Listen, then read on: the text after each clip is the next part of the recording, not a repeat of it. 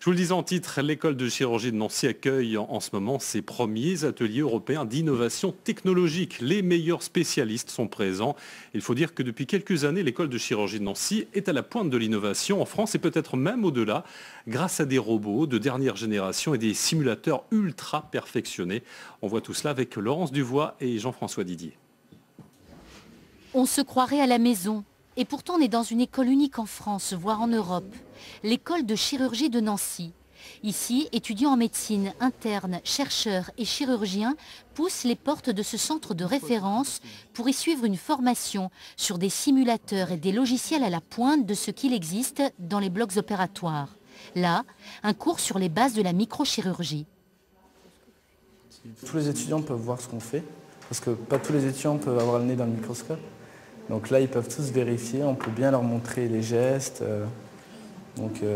C'est beaucoup plus... c'est un vrai outil pédagogique. Le concept est avant-gardiste. Apprendre en reproduisant les gestes de la chirurgie ailleurs qu'en amphithéâtre, ailleurs qu'au bloc, en sortant du cadre maître-élève.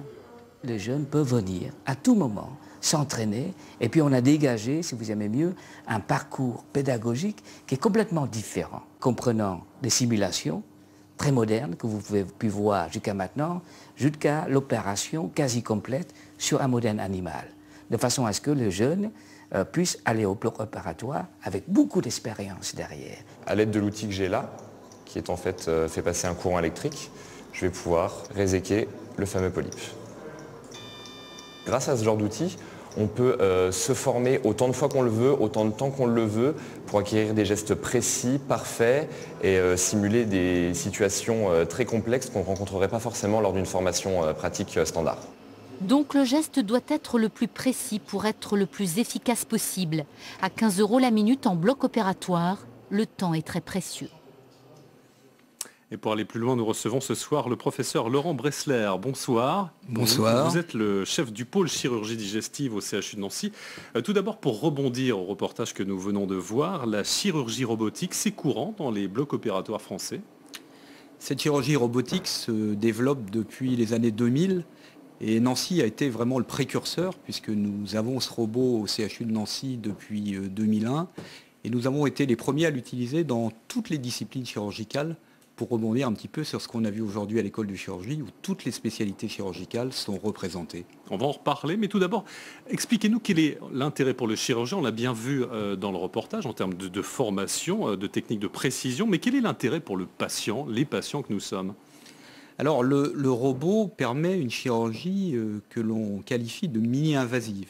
C'est-à-dire qu'à l'heure actuelle, en chirurgie digestive et dans d'autres chirurgies, on essaye de moins faire d'ouverture, en particulier de l'abdomen ou d'autres cavités. Et on introduit, si vous voulez, des outils au travers de la paroi abdominale. Alors on le faisait sans robot, mais on était moins précis, moins habile, et le robot nous a rendus plus précis, plus adroits, et ça permet donc de faire des interventions sûrement de meilleure qualité, donc un bénéfice direct pour le patient. Alors vous le disiez, Nancy est en pointe, a réussi à se positionner dans l'innovation chirurgicale et surtout dans la formation à ces nouveaux outils. Pourquoi? Expliquez-nous pourquoi Nancy a choisi cette voie.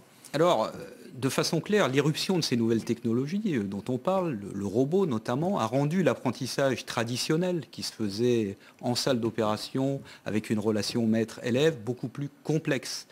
Et l'intérêt de la simulation, c'est finalement de mettre l'apprenant dans des situations qui sont les plus proches possibles de la réalité. Il va pouvoir répéter les gestes, les assimiler sans faire prendre aucun risque au patient. Et finalement, on rejoint ce qui se fait dans l'aéronautique depuis plus de 50 ans.